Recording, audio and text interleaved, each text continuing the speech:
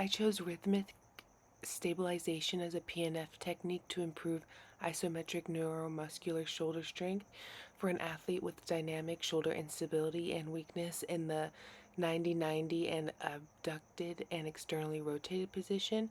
I provided a resistance band for the external rotation resistance while applying multi-directional forces to work on isometric neuromuscular strength in this position, as you can see. You could progress this by also involving a slow reversal PNF, so maybe taking out the resistance band and then maybe moving them to a treatment table and using slow reversal PNF with smooth IR and ER contractions for multiple reps, then doing the rhythmic stabilization at the top of the movement, then doing more slow reversal reps again.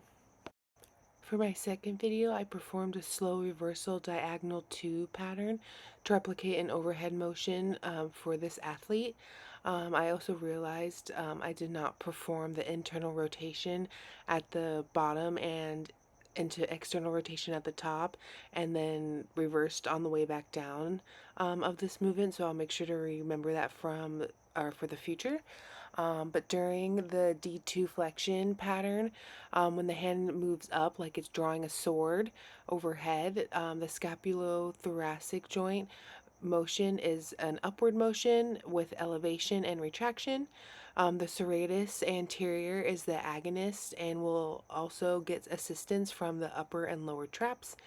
At the glenohumeral joint, the motion involves flexion, abduction, and external rotation, which I obviously did not perform, which I remember for next time.